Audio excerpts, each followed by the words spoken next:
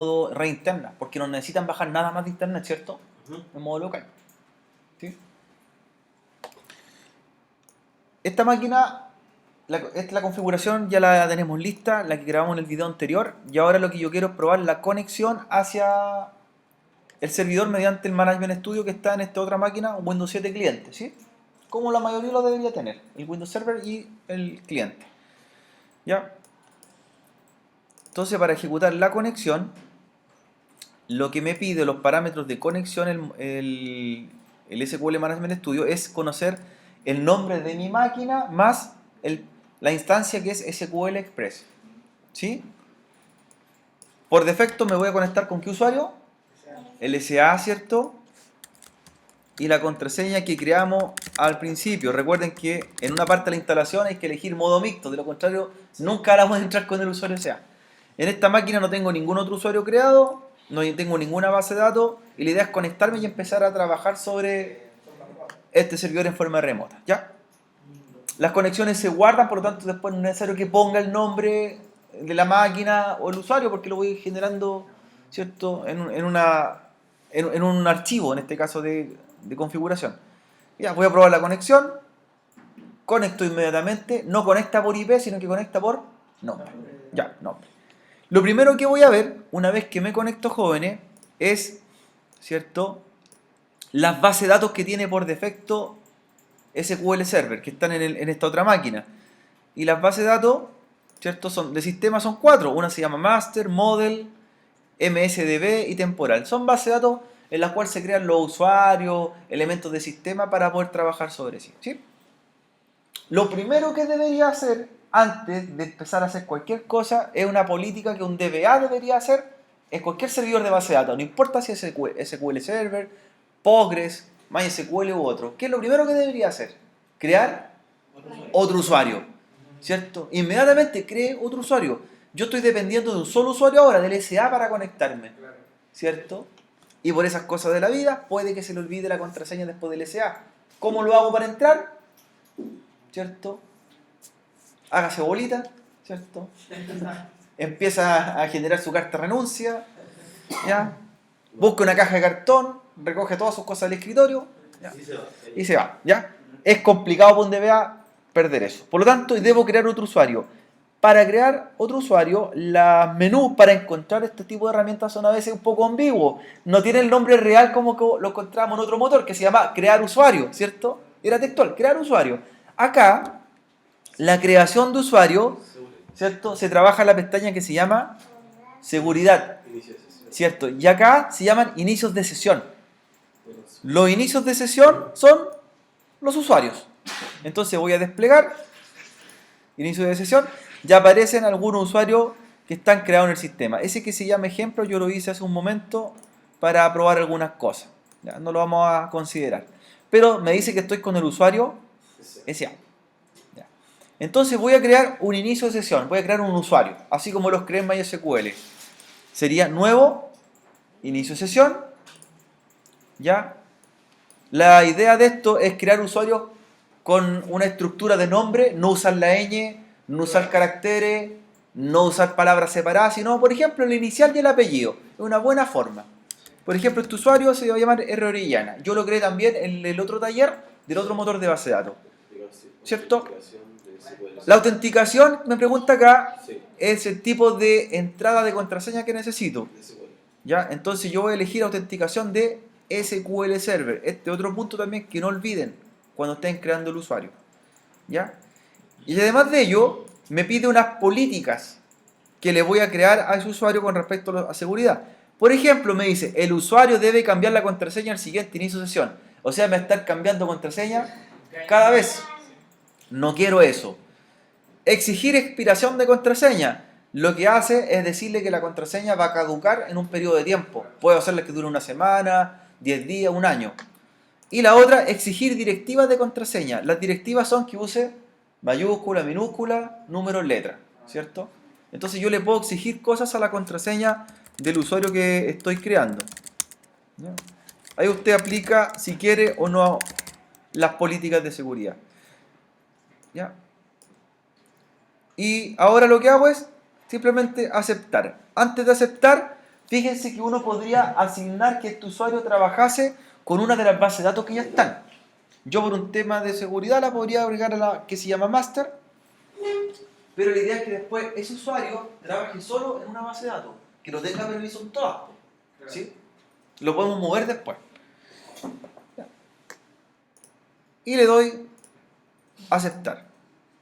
Entonces inmediatamente abajo se crea el usuario. Yo todavía estoy con inicio sesión del usuario SA. ¿Ya? Ahora voy a darle permisos a este usuario, ¿ya? Al que acabo de crear, que se llama R. Orellana, que está ahí al final. ¿Cómo le da los permisos a María? Botón derecho. Propiedades.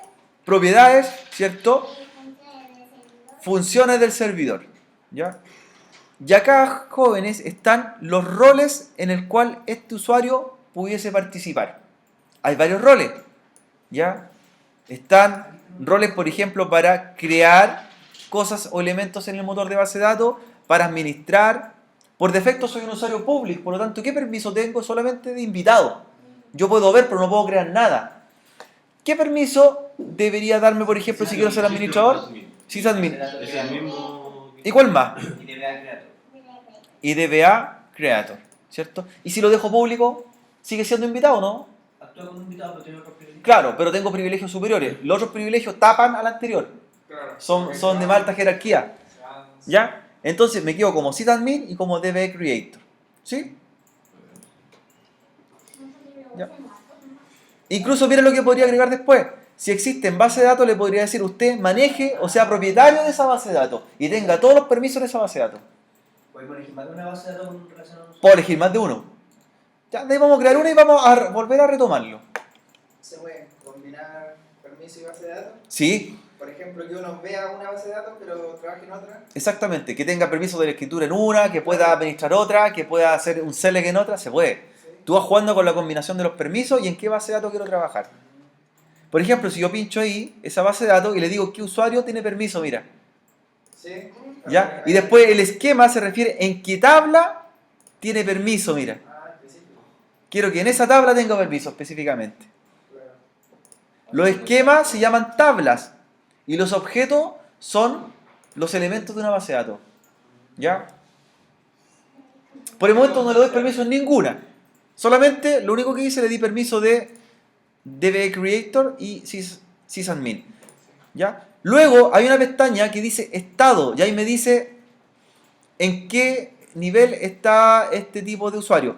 Las cuentas no se borran. Si yo no quiero usar un usuario, lo doy de baja. ¿Cómo lo doy de baja? Deshabilitado. ¿Por qué no lo borro? Porque ese usuario puede estar relacionado a base de datos, ¿cierto? Entonces si borro voy a tener que borrar una jerarquía de cosas. Prefiero deshabilitarlo, si no lo voy a usar. Y si le quiero dar permiso, lo habilito nuevamente. ¿Ya? Por ejemplo, yo podría crear un usuario para que solamente los fines de semana tuviese acceso. En la semana que hago, lo deshabilito. Y el día fin de semana, para un programador que va a trabajar en un turno, lo habilito. Claro. Puedo hacerlo así, ¿ya? Y ahí me dice si le permito la conexión al motor de base de datos o le deniego la conexión al motor de base de datos. Una cosa es que entre y la otra es que entre a las bases de datos. A ver. ¿Ya? En este caso tiene los dos permisos. Le doy a aceptar. Voy a probar si este usuario puede entrar, por cierto, el que creé recién. ¿Qué debería hacer ahora? Desconectarme y volver a conectarme, pero en vez de el usuario SA, voy a probar el usuario que recién creé. Y la contraseña, ¿cierto? Segura. Conectar y estoy iniciando sesión, pero como el usuario nuevo. Si este usuario tiene permisos, ¿puede crear base de datos? Sí. Vamos a ver esto. ¿Ya? El usuario con que recién entré. ¿Ya? El usuario con que recién entré, que es el usuario R. Orellana. ¿Ya? ¿Qué es ese? ¿Ya? De hecho, estoy como el usuario estoy revisando. ¿Cómo se crea la base de datos? Y la que queremos hacer de ejemplo ahí, se hace en la pestaña Bases de datos. ¿Ya? Y en esta pestaña genero una nueva base de datos. ¿Ya? Yo tengo 4 bases de datos ya, pero son de sistema, ¿cierto? no las puedo tocar esas bases de datos. Evitar tocarlas porque ahí está en toda la configuración del SQL Server. ¿Ya? En MySQL habían bases de datos sistema también, ¿se acuerdan? Estaba una que se llamaba MySQL, una que se llamaba temporal también, una que se llamaba PHP estaban. Postgres también tiene bases de datos temporales o propias. Vamos a crear la base de datos.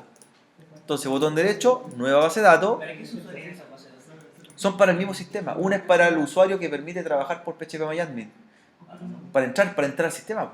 Otra, lo mismo, los usuarios propios se guardan en algún lado. Estos inicios de sesión, ¿dónde están guardados? Tienen que estar en una tabla. Una base de datos que es propia del sistema. Propio del sistema, por eso. Ya. Creo nueva base de datos, le voy a dar por nombre registro, igual que el ejercicio que tenemos en la pizarra, y la idea es que ustedes también lo hagan. Y le digo, ¿cierto? Con eso le digo aceptar. Estoy creando la base de datos, nada más. Podría elegir quién va a ser el propietario de esta base de datos, ahí. Y busco, aquí usuario del motor de base de datos, le doy todos los permisos. Podría asignarme yo, podría asignarme al usuario SA. Mira.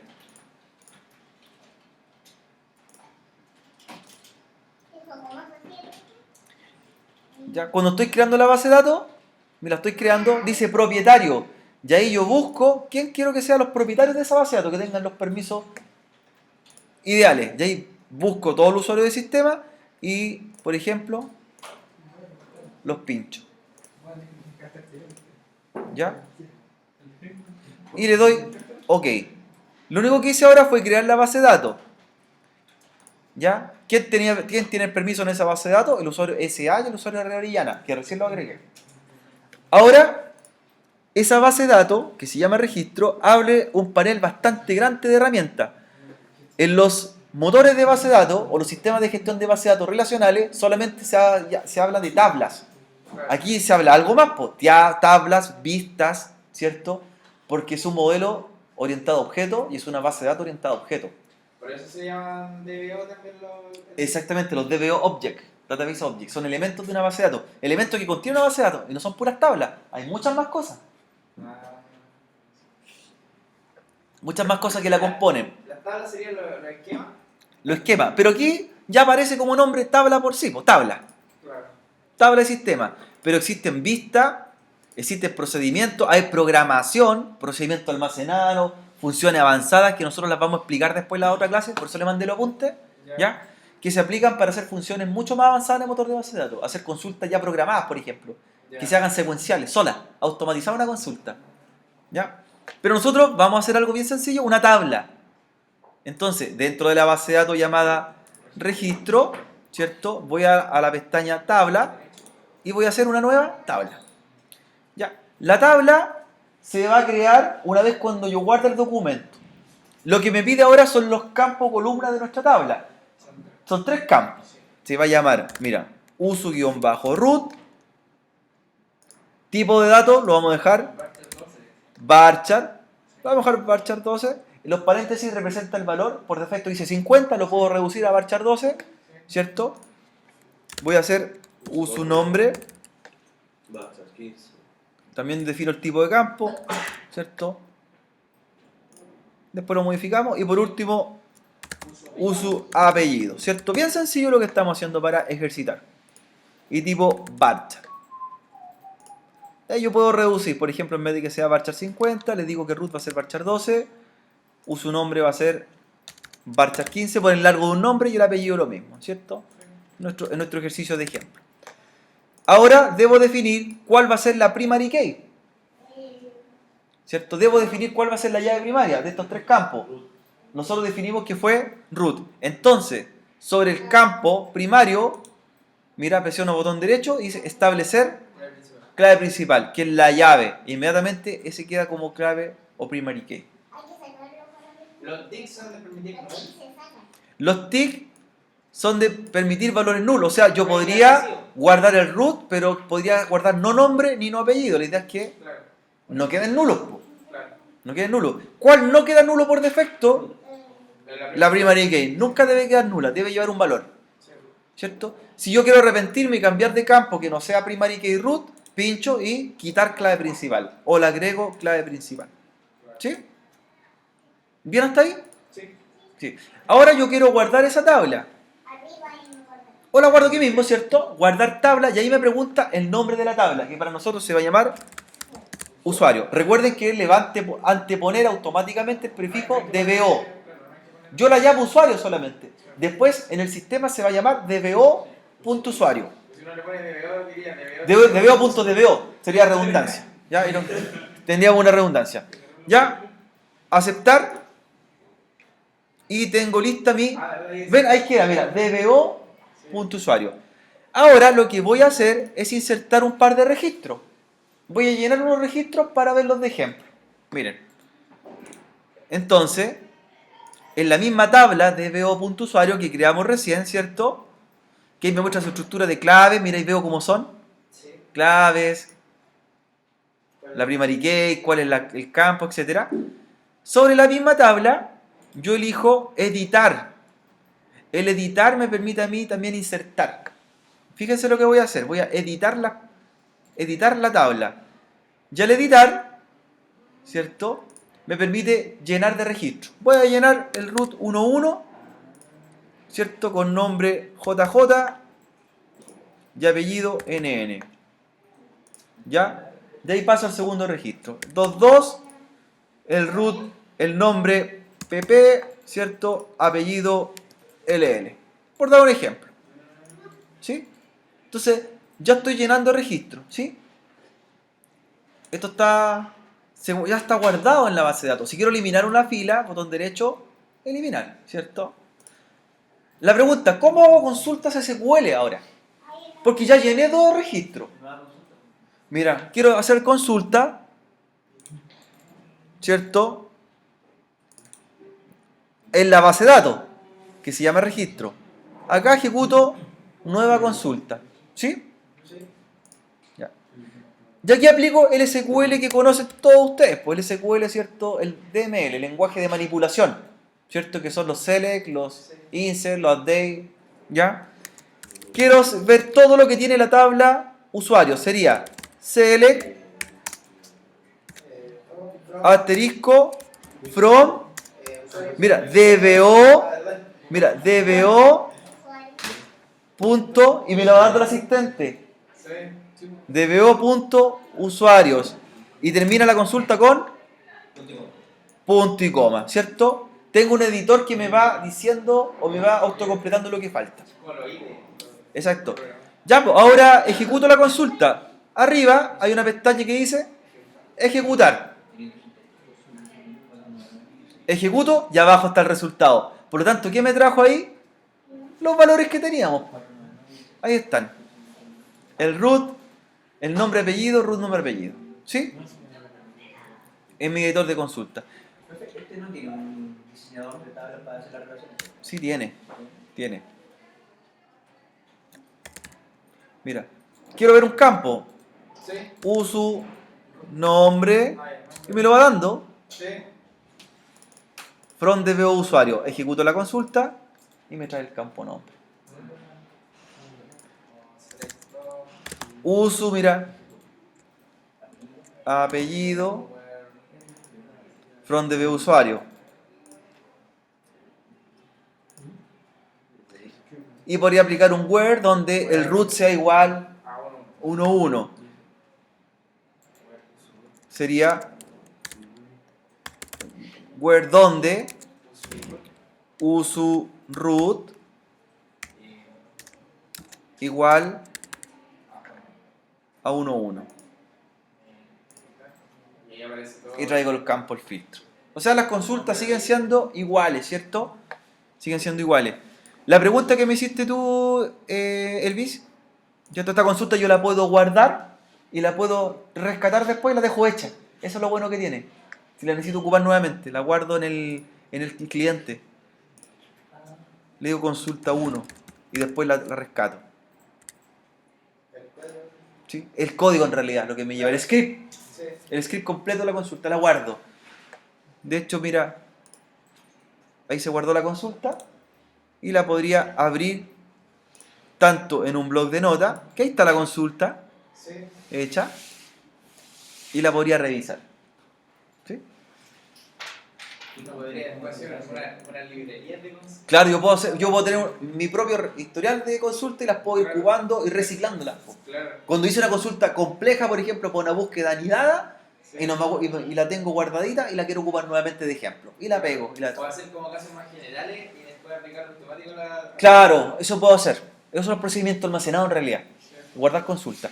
Lo que me preguntabas tú, ¿qué puedo hacer acá? Por ejemplo, dentro de las acciones, yo puedo también generar algunos tipos de herramientas adicionales. ¿Ya? Creo que nosotros teníamos una parte que decía relaciones, pero no nos mostraba porque ahí desde ahí Es que para hacer relaciones debo tener otra tabla. Tengo una sola tabla, acuérdate de eso. No tengo cómo relacionarla. en ese mínimo dato. Mínimo 2, claro.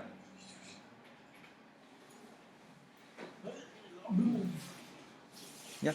Para respaldar esta base de datos recién hecha, me sitúo sobre la base de datos, ¿cierto?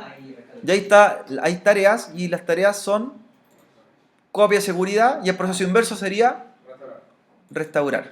Se selecciona el... Claro. O solamente no quiero crear la base de datos, quiero importar lo que está entre las tablas, Claro, los registros. Puedo hacerlo. Voy a hacer una copia de seguridad de esta base de datos. Generar un script sería algo igual como una copia de seguridad en el fondo. También es un procedimiento de respaldo, se llama backup. Y ahí se ocupa un comando que se denomina rollback, que es para volver a un punto anterior. Y entonces, mira, tomo la base de datos que se llama registro, que está dentro de la otra base de datos que existe en el sistema, es la que hice recién, y le digo qué copia quiero hacer, completo diferencial, completa, que copie todo el motor de base de datos, Ah, ya lo habías encontrado. ¿cierto? Le digo la ruta donde quiero que se guarde, ¿ya? Y le damos OK. Y estaríamos listos. ¿Sí? Y tendríamos ya un procedimiento con respecto a lo que es seguridad. Ah, y abajo salía... Sí, guarda una carpeta por defecto y yo lo puedo guardar en otra ruta si quiero. Sí. Yo puedo elegir la ruta donde quiero que se almacene el respaldo. Lo voy a tirar al escritorio para que sea más, ¿cierto?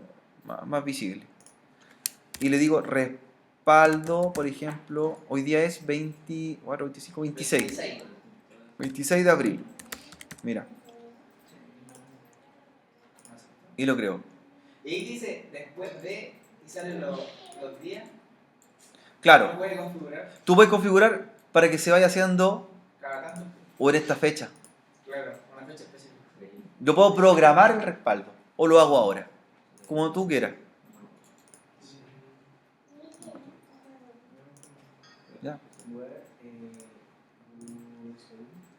Y después desconectar. Y salgo del servidor. Y estaríamos OK.